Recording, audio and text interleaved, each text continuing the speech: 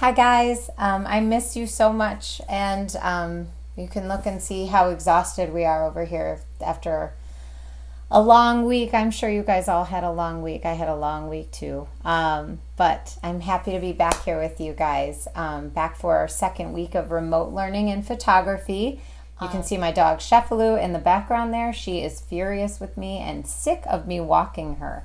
When I'm like, Sheffaloo, let's go for a walk, she's saying, I'm tired and no. But hopefully you guys are getting outside and getting some fresh air. I miss you guys so much. So let's go through what we're going to do this week and review what we did last week. Last week when you guys were photographing the helpers, it was so neat watching your pictures come in, and very cool to see some of the things that you guys said are helping you out. One of the things that I saw that I immediately had to try with my kids was this photograph here of this milkshake. When I saw that, I had a huge taste for milkshake. So last night we did make some Oreo shakes. So thank you, Chloe, for putting that together.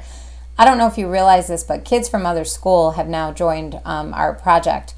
So when I shared this with other photography teacher friends of mine, they wanted to get in on this, and they thought it'd be cool if you guys were collaborating with people from other spaces. So I think that's pretty cool that you guys can all look and see what's helping get each other through that. Here's a little treat. Mr. Zurkowski and his family created a very cool video, and these, you're definitely going to want to check this out.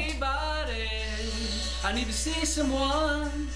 So that's just a little teaser for you. If you want to see how you did on your assignment, go into Shobi and you'll see your feedback on the rubric that I posted there. Okay?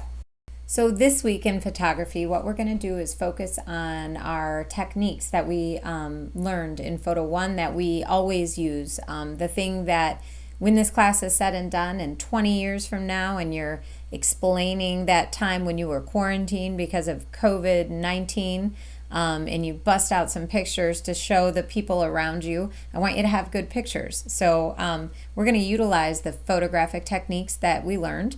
So think back to Photo 1, elements of design, line, shape, texture, pattern.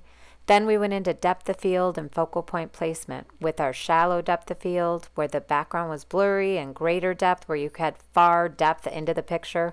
Bullseye and rule of thirds where you decide where to place the focal point for the greatest effect. And finally, advanced composition with framing, unusual viewpoint, leading the eye, and silhouettes. First, you're going to take a quick check for understanding to make sure that you totally and honestly remember the 12 techniques. When you click the first link, it's a hyperdoc, and it'll give you 3 links to each of the 3 units we covered in Photo 1. Take each Google quiz. You'll get feedback right away.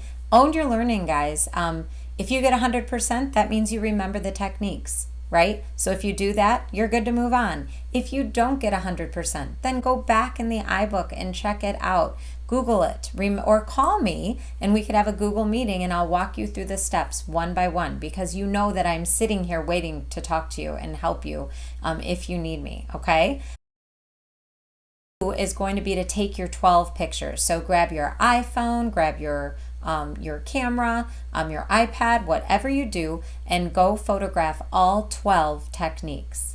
Once you photograph the 12 techniques, step 3 is going to be to edit those photographs. You can use your iOS editor on the device in your iPad, or you could use Photoshop Fix, or you know what, if you want to use a different app, go ahead. Whatever you want to do works for this situation. Finally, step 4, post those images to the Google form, and that's how we're going to turn our work in this week.